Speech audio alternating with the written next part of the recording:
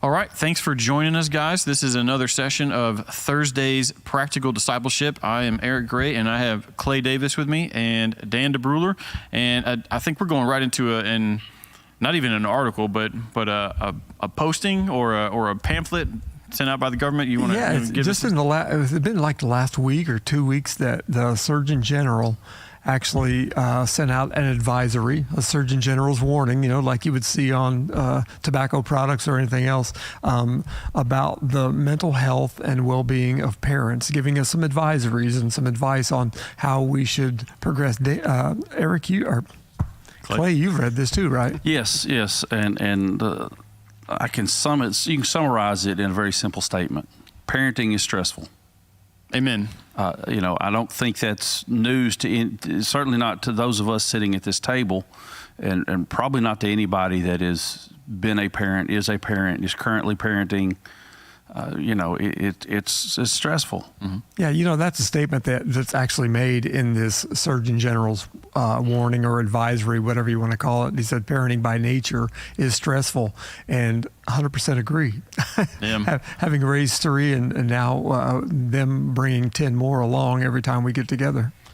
Yeah, and so the focus on the advisory that was posted is called if anyone wants to look it up, it's the U.S. Surgeon General's Advisory on the Mental Health and Well-Being of Parents, dated 2024. But the focus is on anyone who's parenting or caregiving to 18 and under, right, or under 18. But I think we all have adult children, and we know that it doesn't get any easier. No, it does not. So yeah, let's keep that in mind. I felt at times like I had been deceived, because it was like you just wait till they get 18 and they leave the house. And from my experience, it got harder.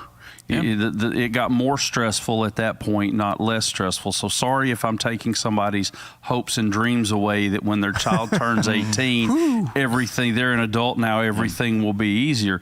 But there's a lot to dig into in this advisory, and there's a lot that I agree with. Oh yeah, there's a lot that we can't argue with it and say that this is wrong or this is bad. I think it does come from a little bit different worldview. In that it comes from the perspective of the government is where the solution starts. If you read down, is that where that's where it ends up going? If you read all the way down to the and how do we respond to this, he starts with what the government's role is in responding to it and helping this. But let's look at just for a minute some of the numbers that are contained in there. Sure. This one got me. 41% of parents say that most days they are so stressed they cannot function. Yeah, I don't think that's a parenting problem. I think that's you've just got, you struggle to function in the first place. Yeah, that's 48% say that most days their stress is completely overwhelming and this is compared to other adults who say 20 and 26% respectively. I think we have the wrong idea of what it means to be a parent. Or what it means to be a human when you get right down to it. I mean, we're living in a day and age where we love a diagnosis. Man, we have figured out ways to diagnose everything, to give us something else to point to. And this is the reason why I am this way. And, to coin that phrase that we've heard again and again, we live in this victim mentality neighborhood on everything, where we find something that is to blame for the way that we are. We don't manage our finances well. And so when the kids need a uniform for baseball or soccer, well, that's putting too much stress. How come these cost so much? Why do I have to? But the struggle, like you pointed out, the struggle is already there. You're already having a struggle to function. Period. 41% say they struggle to function as a result of parenting. Man, that's life. That's just regular life. There's the meme about that these days, right? Is that's adulting, and I mean, it's.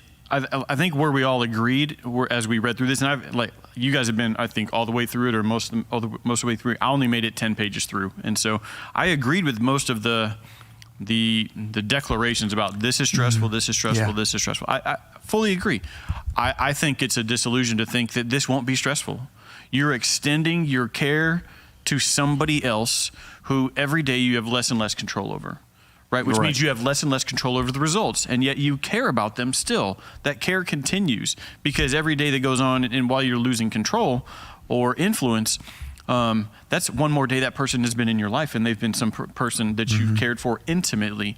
And so we do care. That's why when they become adults, it doesn't become any less stressful. It's more stressful because bigger animals get caught in bigger traps, right? And all of a sudden, like, you see your kids, drowning in serious issues. You want to help them, but you want to help them through it, not just out of it, you know? And so that becomes stressful. How do I balance that? I deal with that all the time. I'm sure you guys encounter this, with your children as well at some point. But I think this stress thing, like, okay, so fair question. Should we expect to be stressed as adults? Yes. Yes. Okay. That's just part of life. And we're in a culture, especially in the American context, of we've always got to have more. Mm-hmm. It's got to be bigger. It's got to be better. We're bombarded with advertisements about how our life would be so much better if we would just get this, or if we could just have that.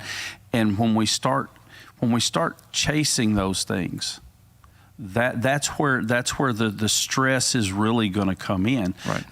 We have to remember, the further we get away from God's design and God's plan, the worse things are going to get. It says, seek you first the kingdom of God and his righteousness. That not seek you. And all these other things. All these other things will take care of themselves.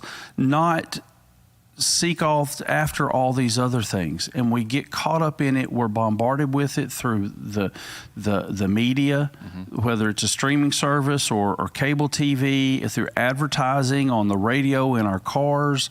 It's just all around us.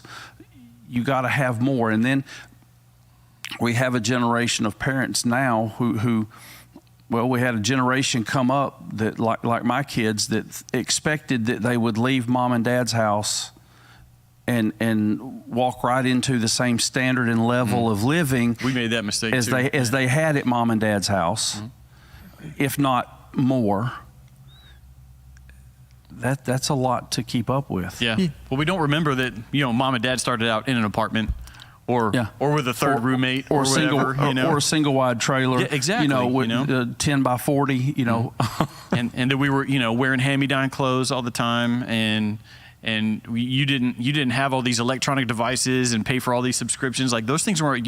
You watched TV on one TV in the house, and you didn't pay for a streaming service. You had two metal, your little antenna on top, and that was it. If you were lucky, you'd gotten a microwave that came in a really good box, so you could lay a sheet over that and have an end table. Yeah, I mean, if you had a remote control or a VCR, right? Like and that's one of the things that I think every generation struggles with, is we don't realize how the other one had it before, unless we really show them the struggle, But you were going to say something? Yeah, well, I just wanted to kind of bridge the two thoughts there. You said, we want our kids to do well. We want them to we want them to be functional. And you said, well, the further we get away from God, the worse things become. And what does the Bible say? The Bible says, that we, you can boil all of it down on parenting. We are the primary teachers and caregivers and the ones who give instruction to our children, like Ephesians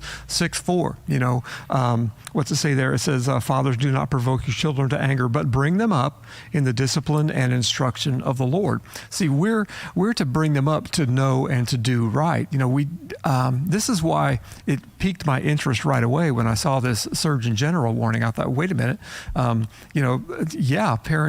What's the title of it? Parents Under Pressure. As if this is the first generation that's ever happened in. And it's not, parents are going to be under pressure until they die, because it keeps coming. There are new challenges, but we, at any age in our children's life, we are there to provide good guidance. But the further away we get from God, the more difficult that becomes, and the more we look to other things like the government to take care of those things. Well, and when we focus on wanting to give our children everything they want or everything we didn't have. Mm-hmm. You know, depending on how you grew up. Well, maybe that's not what's best for them. But now we're stressed out. Time becomes an issue because, you know, you guys talked about on a Wednesday night about, you know, the family that is overcommitted. Oh, yeah. And stressed out, and it's causing problems in the relationship, and it's creating stress because we're trying to make sure that our kids have all these experiences or they have all these things, and now if they somehow have the gift to make it to the Major League Baseball, you know, we don't want to be the ones in the way, right? We've got to be able to make sure we pave the way for them. But at what cost? Mm-hmm. That's because if you go through this advisory, you know, it talks about time demands. It talks about financial stress. You know, these are going to be a part of life to begin with. Mm-hmm. You know, we all have 24 hours in a day. We can't have more. There's 7 days in a week. That's it. That's all you get. And so how do we find this balance? Is there a balance? I mean, I was blown away that this number, it says that the average employment work hours for parents have increased, with parents now dedicating an average of, first of all, how many hours a week do you think it is? I'm 44 if they're talking about an increase. So 33 and a half hours a week to employment. I'd be curious how they're calculating that. Are they calling two parents, one stay at home? There you go. Yeah, again, they've got to be rolling. That number is just an average. But I mean, I remember, you know, my kids were growing up. We had 5 kids. Look, it took a lot to feed and clothe and house 5 kids, and I would love to have only worked 33 hours in a week. You know, there were times I would love to have only worked 66 hours in a week. Yeah. You know, let's just be real. Parenting is an act of sacrificial love. Well, it should be. And I think that's part of what we're running into is increasingly in our culture.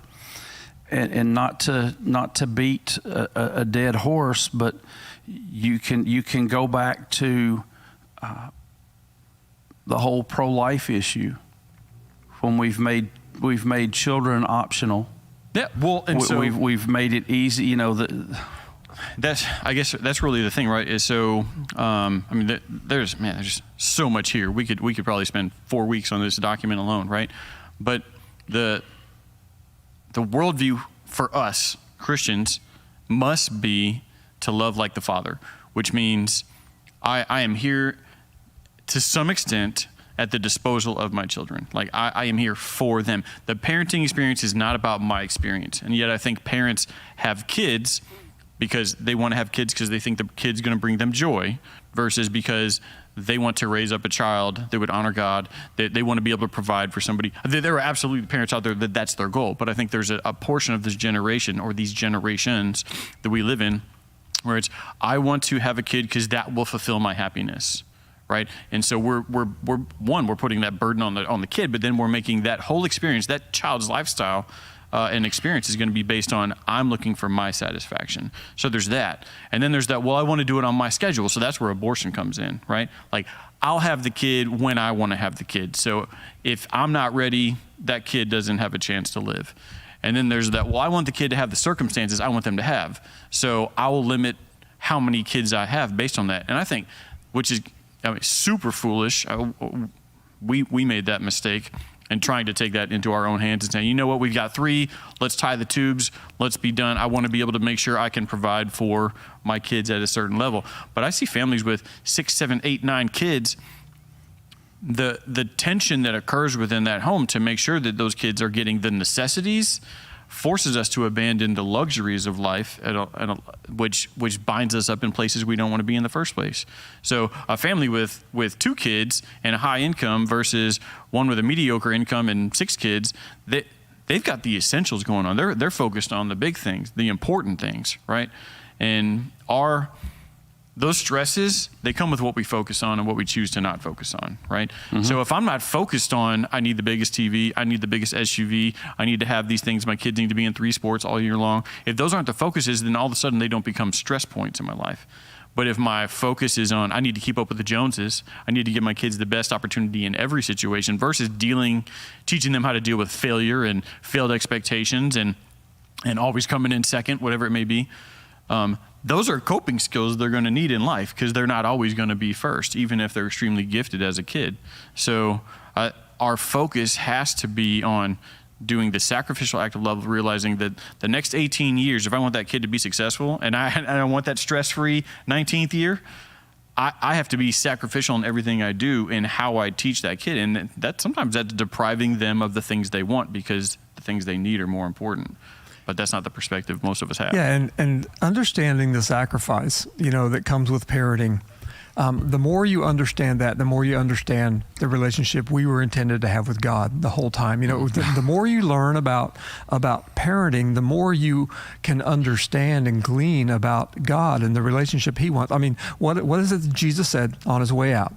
Love God and love others like you love yourself. This is what how He told us to interact. It's about relationships, it's about loving others. It didn't just stop at love God. Yeah, we're supposed to love God, but that is, as we love God and as we grow in Christ, we learn how to better love others, how to sacrifice ourselves for others, just like God sacrificed His Son for us. We sacrifice things for our children, but we need to teach our children too about what sacrifice looks like. You mentioned the biggest TV and all the things. We want to have the cool things. We want our kids to have things that perhaps we didn't have, but at what cost? That came up too.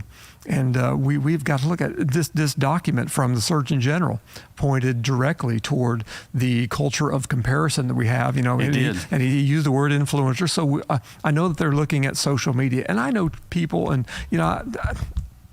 I see them on social media, and they're a couple perhaps that's young and affluent, and somewhere along the line they had one child, and that child becomes their new Instagram thing. You know what I mean? Mm-hmm. They are a photo child, and I can't judge what's happening inside their home and what kind of love and sacrifice is going on, but I can judge what I see and what they want others to see, and that's what's driving some of the problem that we have out there when we go just too far. We don't have to have everything. Well, it comes back to where is your focus? Mm-hmm.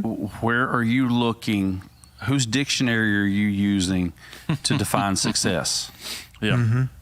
Okay. To define your success as a parent. I think those of us sitting at this table that all have adult children now that have left the home, some of them have come back and left again, and come back and left again. But I think we would all acknowledge and could say that we wish we had understood this earlier, that to be a successful parent is to raise a self-sufficient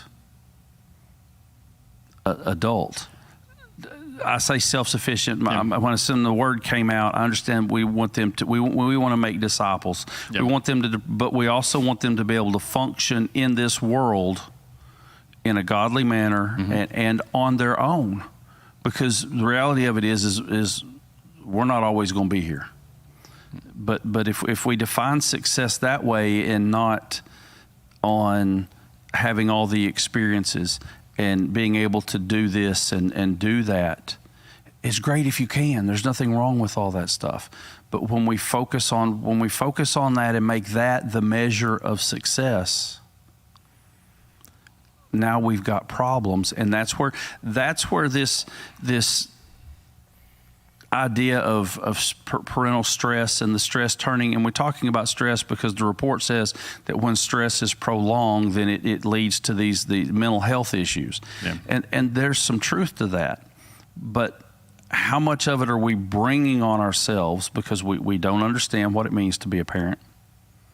We go into it with the wrong idea. and then we get caught up in the... Yeah, and it's not just that. We as parents, we have a tendency to focus in the wrong direction. We've used your words, experiences and opportunities and sports and all the things here, but as parents who lean into God, who lean into the Word of God for our understanding of how the world works, we know that not having, sometimes we'll teach our kids to exercise restraint, and it will teach them to save. It will teach them the value of not just a dollar, but the value of relationships in their life. So as we lean into God, this is what we're told to do. We're to teach our children well. You can summarize all the parenting statements in the Bible to treat your children well, but treat them in such a way that they learn to see God through how you parent them. Yeah. So the first statement that stood out to me, like I said, I agreed with a lot of the stuff. I think it was true. The first statement was in the foreword where it caught my attention and said it was addressing that the stress comes because we get these children, but they don't come with an instruction manual, and yet we do have an instruction manual. We have an instructional manual for ourselves, how to conduct ourselves as parents, but also on what those children need and what our focuses should be on.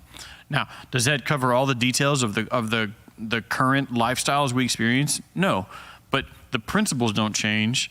Our techniques have to keep up with the times, right? Like to protect the child, to provide for the child, to not provoke them to anger, right? But to be sacrificial in the way we love, to discipline them, right? So we don't end up spoiling them to the point where it's to their detriment. Those principles don't change. It's just how we do that and what measures we have to put in place in this generation. And have we abandoned some of those principles? Sure, we have. As a culture, I'm looking up. The scripture says, "Spare the rod, spoil the child." Mm-hmm. Type of it doesn't say those exact words, but it's that idea. I was going to look up where it says foolishness is bound in the heart of a child, but the rod of correction will drive it far from him. We look at growing up. How I was raised would be considered abusive today. Mentally and emotional abusive. I was never. My dad never beat me. Mm-hmm. Okay. But my dad had a meter stick, and he would tear that tail end up if it does. You understand what I'm saying? Yeah. Oh yeah. I remember the first time I had to go pick my own switch. I do too. That was a whole nother type of mental anguish right there. Absolutely, I remember that. I remember it very vividly. I can tell you exactly what kind of tree it was off of and everything. It was. But if you did that today, that would be they would be reporting you for child abuse. There are plenty that will condemn you, and that really becomes the struggle. Like, how many stressors? Like, so there was this point made in the document, probably around page 9 or 10, where it's talking about those that have fewer resources and experience economic, social, political, and cultural marginalization. So all the parents that are struggling with, like, so I think probably your generation, and even in my generation, we probably remember where parents and teachers worked together for the betterment of the child, right? It wasn't two separate opposing agendas, and while I have them, it's my way, and while I have them, it's my way. Right. They worked together, and you knew, like, if you messed up, you mouthed off to the teacher, you didn't do the right thing, your parent was going to hear about it, and your parent was going to reinforce that. Absolutely. At some point in the last 30 years, 25 years, we've seen a change there, mm-hmm. right? Where and it's gone in both directions. There are a huge number of parents who will ignore the teacher, not cooperate with the teacher, not support the teacher and the authority they should be carrying for the betterment of that child, so that they've got a decent amount of authority over their head while they're at school. And meanwhile, you've got teachers have their own agenda. They come in and they're not trying to raise your child the way you want them raised or teach them what you want them taught. They want to teach what they think ought to be taught, and they want to raise them and they will deviate from in such a sharp way where they will keep stuff from the parent. So there was a phrasing used in here as well as the raising our children, yes. Right? So let's clarify real quick. Those children belong to God and then the parents, and then anyone the parents allow that person to have influence in their life at the level the parent decides, right? So any other perspective is an ungodly perspective. And anybody stepping into an authority they don't have is overstepping their authority, and they should be reprimanded for it. That statement did jump out to me, and it's kind of buried towards the end of the foreword. It is, yeah. And when he's talking about parenting is sacred work, and it says that parenting is sacred work. You know, it's interesting. He talks several times in here about how we need to value the work of parenting the same way we value the work of your employment, which is interesting, and we'll get to that in a second. But it says, raising children is sacred work. It should matter to all of us, and the health and well-being of those who are caring for our children should matter to us as well. There is a line of thinking, a worldview that views children as they belong to the state. They belong to the society, and parents are just the ones that provide the food and the shelter for a period of time.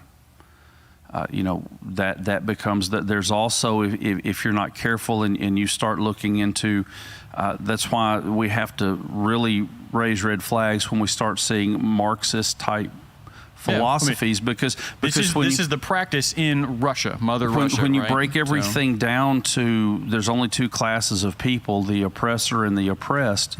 Well, that naturally will lead you to, at some point, you realize that parents are oppress their children, and then you have to go. Then the next step after that is you realize that God is the ultimate oppressor. Yeah. But so we have to be careful with that. Your children do not belong to the state.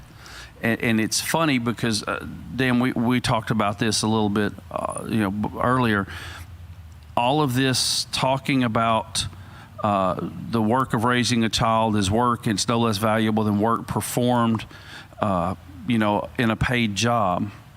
Okay. At the same time, the government is saying this. The government is also saying that parents have no rights to know if your child is transitioning at school. Or if they're simply identifying as something other than the kid they identified as when they came in. Right. We have no right to that. We have no right to know if they are seeking birth control or abortion services or any of that stuff. Giving them condoms, whatever. And all the things, right? So we end up, when I read this, again, it piqued my interest right away when I saw the Surgeon General issuing a warning about stressful parenting, or about parenting, being a hard thing, because sometimes there really is agenda behind things, and he's just another dude who has a job in the government, and so he points to, well, actually, it's in very clear language. The solution to this is that the government needs to expand, it needs to grow and increase its funding in these child programs like Head Start. On the surface, these things seem really good until early you Head dig Start, in. Which is universal preschool is mentioned. Right. So you get into these things, but then we're thinking, okay, well, that's cool. Well, where's this money come from? Where's the money come from for this DSS person who is going to come be the Gestapo when they determine you're not treating your child right because you discipline them at home, trying to raise them correctly. You discipline your child, and next thing you know, you got somebody knocking at your door. Child Protective Service is going to take that child away when it's, in many cases, just natural child rearing and normal discipline in the home. Well, how do they pay for all those people? How do they pay for all those programs, all the grants that they give out to people who write a great grant proposal? Well, they do it, and they spell this out very specifically too. Well, employers need to bear the burden of this. Employers need to provide paid medical leave and paid child leave, parental leave. We need to do all these things, and we need to give flexible work schedules to our employees because they're parents, and we need to also, provide access to childcare, whether we pay for them to take their kids somewhere else or whether we provide on-site childcare. Well, as a small business owner, how in the world do you do that? Yeah. When it becomes a law, what do you do? Well, and I think that's where government messes up, and I'll try and use that term carefully, but it's one thing for the Surgeon General to say, hey, employers, it'd be really great if you guys consider this. And as a small or big business owner, it should be, something we take into consideration as we try and love people well and honor them in the situations they're in. I've worked for plenty of people, whether in the military or as a contractor, where, even in the church, thankfully, if there's an extenuating circumstance, I need to go home and take care of something, I need a couple of days off, the employers are understanding. But when the government mandates it, that becomes a business killer, right? And that's the problem. Like when the difference between an advisory, like, hey, maybe you ought to think about this, and let's move in the direction of forming new laws and new regulations.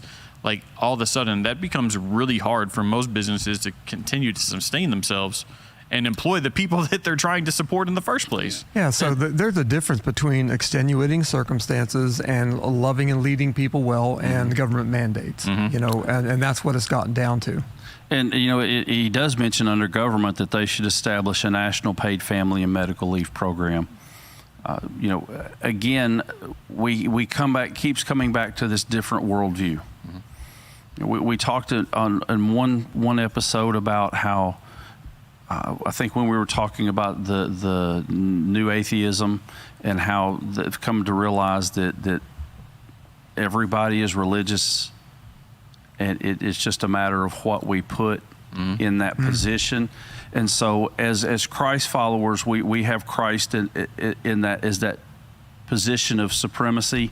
Yep. We look to his word and his plan, and you see in this that the government is in one particular worldview becomes that sits in that seat of supremacy, that the answer to every problem we have is now found in the government. Yep. And you talk about small businesses and how do you do that? Well, what people seem to forget is that every business is in business they operate to make a profit. Yeah. Okay. Or at least to cover the expenses and pay the bills of the business owner. And so when the costs go up, the cost to do business goes up, what happens? The prices of the goods. Oh, you mean stress increases for everybody who's got bills for everybody that has bills? Yeah. Because if all of the sudden, the government comes down and mandates that employers have to pay for child care, well, then those employers don't just suddenly get a big fat sum deposited in their bank account to cover it. They have to come up with the money somehow. Mm-hmm. Oh, and by the way, because the government mandates it, all of a sudden the prices start going up because it's subsidized, right? Making it harder for everybody else to keep up with. And we see when government subsidizes things, we see the price go up. Mm-hmm. As government has increased Pell Grants, as government has subsidized student loans, the cost of college has gone through the roof. Mm-hmm. That's just one example of that. But great examples. It comes back to, where's your source of hope? Mm-hmm. What are you focused on? What are you looking at? Yes, having kids is stressful because it doesn't matter. You can be the best parent in the world, and at some point your kid's going to do something stupid. Repeatedly sometimes, and you're going to have those moments of stress. Yeah. But how do you deal with them? That's what. I don't think that he addressed. While he wants to address certain problems, certain aspects of the stress, he doesn't really address others, what may be bigger concerns, and how do we address those concerns, the concerns about raising a child in a social media age? Mm-hmm. Well, you don't give your child access to it. And then give them the wisdom of why, Right, but you can also demonstrate that behavior for them yourself. Don't give them unlimited access to the internet, which probably means you don't give them a cell phone in this day and age until they're old enough and mature enough to handle it. So when they're 28? Yeah. I mean, that's things we have to think about. Again, it goes back to, I look at a lot of this and I have to wonder how much of it is stress that we've put on ourselves.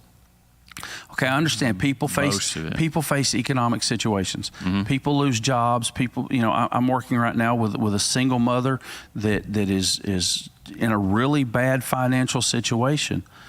Okay, those things happen, mm-hmm. and it's not completely her fault. Okay, let's just be real. But for the majority of us, we've brought this on ourselves, and looking to the government or anybody else for that matter to fix it for us. Yeah. If your presupposition is man is flawed, how do you come to the conclusion man's going to fix this? Yeah. And man is flawed. So we shouldn't look to that. We should look to that instruction manual we've all been given. Everybody's got access to most printed document ever created in the first place. It's around the world. And it's there and it's available for us. But again, it's that focus. What do we care about? What are our priorities? Right. I know we're running short on time, but I want to go ahead. just hit this one other thing. It says ensure parents. This is what the government can do. Ensure parents and caregivers have access to comprehensive and affordable, high quality mental health care. Guys, we don't have the mental health care workers to do that.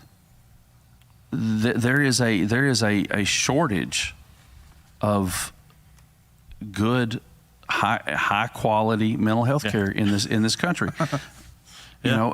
Again, where do these people come from? And my wife is going through the process. She's finished the schooling now. She's going through the licensure process. The standard to become a mental health care professional is high. Mm-hmm. And it should be. And the cost is high. It is. Right. The cost, not just financially, the cost in time and the things that my wife has had to miss out on and give up and sacrifice to do this mm-hmm. is high. And I don't have a problem with that, but let's just be real. The government can't just make that available to everybody. No. And or make it affordable. But the other piece of that is not all people that want to pursue that and do pursue that, while they may receive a certification, they'll never be qualified. Right? They'll never actually be qualified to give sound advice to somebody else. Doesn't matter how many classes they take, how many books they read, they will just not get the principles of what the human experience needs and be able to give sound advice for certain situations. Those people will not always exist. There won't be the proper ratio to support that mm-hmm. for everybody. But we don't. A good healthy marriage and one or two good friends is about all you really need for good counsel, for good mental health. I mean, don't get me wrong. There are some people that are struggling with chemical imbalances in their brain, and that's a valid thing. God can heal you from that. You don't need to continue to suffer from that. But we need to stop seeking just the next paid professional that can tell us what we want to hear or give us the diagnosis that we think we need to validate our behavior or our weaknesses. Mm-hmm. And we need to stop looking for pills to solve everything, right?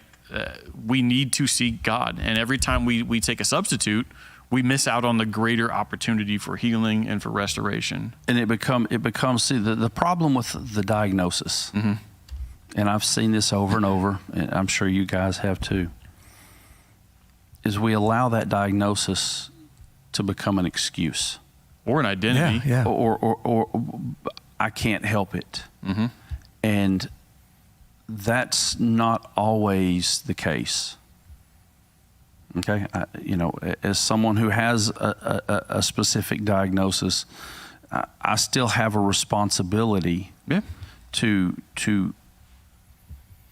try to control my actions. None of your responsibilities change regardless. Right, exactly. So I have to be aware of that, and I have to make accommodations for that. But it doesn't become it shouldn't become an excuse of, well, I can't do this or I can't do that or whatever. We've allowed those things to. And that's why, diagnosis sometimes is good, but most of the time it's not, because you have now you have, and I worked with, autistic kids, and it's amazing how some parents, they hear that, and now that's okay. Well, now all of a sudden I just lower all the expectations on my child. And sometimes you do have to adjust expectations, but you don't have to give them up.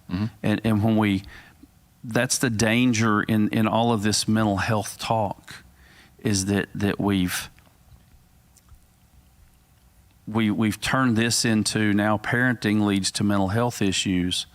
And so we need I think it's more about exposing mental health issues. We need other solutions besides going back to the Word of God, besides keeping our focus on Him, because our hope has to be there. Agreed. Or we'll continue to flounder, and we'll be continue to that's the building your faith on the rock, right? And otherwise you get tossed to and fro by the waves and the wind. So we're 40 minutes in. Is this closing statements time? Yeah, it's got to be. All right, closing thoughts, Dan? Well, biblical worldview, you said, we need to get back to the Word of God. Well, I can tell you that having that first child is what led me to God in the first place, realizing I was in control of almost nothing. And now, now all this number of years later, we're in a place where we think our kids have to have, they have to be, they have to do. So we provide 24-hour internet access. We make sure that they have a smartphone so that they can stay connected with their friends. All the good reasons we do these things, but we're told to be different in the Word. We're told not to be conformed to the world, but rather be transformed by the renewing of our minds, and to think and to see things differently. But culture says that completely different. The culture says autonomy. The culture says hands off versus nurturing and discipline. It says we need our own autonomy. That's humanism. That's saying that we the individual are the most important. Well, you take that times 6. If you have 4 kids, every one is the most important. It gets a little bit difficult. So yeah, there's going to be some stress. There's going to be some strain and tension. There's going to be some problems within that family. But when you begin to look at things through the lens of the Bible, through the lens of how we are to relate to God, how we're to relate to our spouse, how we're to relate to our children and to the others around them, and we teach them to do the same, then we're getting on the right path. Wow. I'm going to close with this. It's in Psalm 127, verse 3. And I want us to really think about this as parents, as grandparents. Anybody watching this that's stressed out over being a parent right now, is Psalm 127:3 says, "Behold, children are a heritage from the Lord. The fruit of the womb a reward." Let that sink in, because sometimes we get caught up in the cares of this world. We get caught up in the have to provide for, and we have to not only provide for, but now we have to feed them, and we have to bathe them, and we have to make sure they get to bed. We have to make sure they brush their teeth and wipe their behinds and do all of that. That is a blessing. That is an absolute blessing that God would entrust us with future generations. And as I'm at a point in life now where I'm starting to consider legacy more than I ever have. What am I leaving? Am I going to have a life that has an impact long after I'm put in the ground? Right.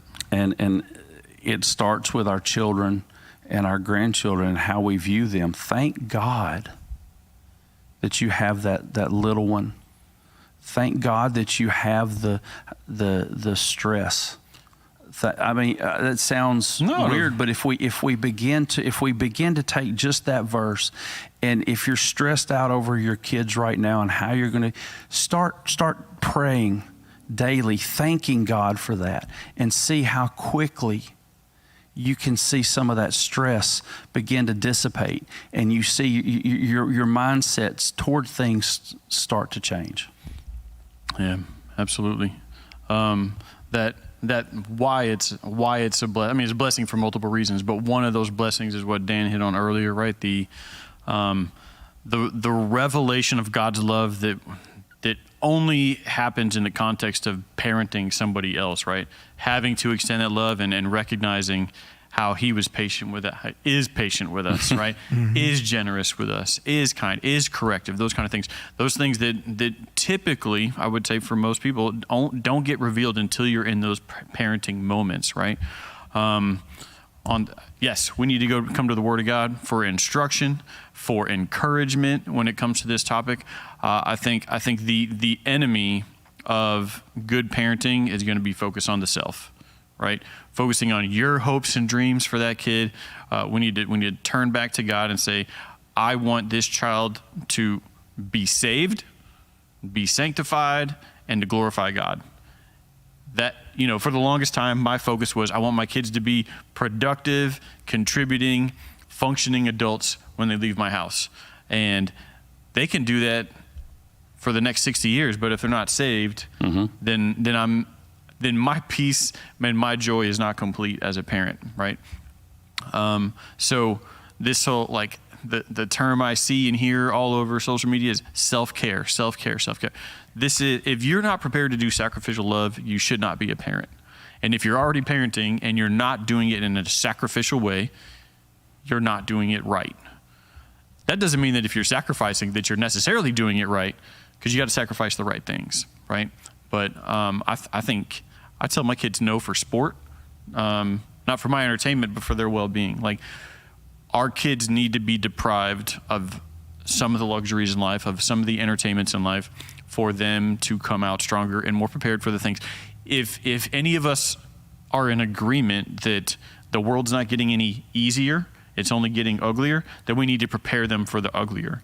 If we want them to be followers of Christ, we need to prepare them for a little persecution, we need to prepare them with not being loved by the world. So we need to equip them with all the things they're going to need to make it through the next generation that may not welcome them as easily. Now, if they make the choice that they want to be loved by the world more than God, then that's their choice, right? That's our burden of caring for them, of somebody knowing that they're not saved. But if we're focused on our hopes and dreams for that person and it's not in alignment with God and his priorities, then we ultimately fail the child. And so if we want to parent well, that's where we need to go, is focus on the kid and their positioning with God. So thank you guys. Thanks for everybody for joining us. Please like, share, subscribe, and we will see you guys this weekend.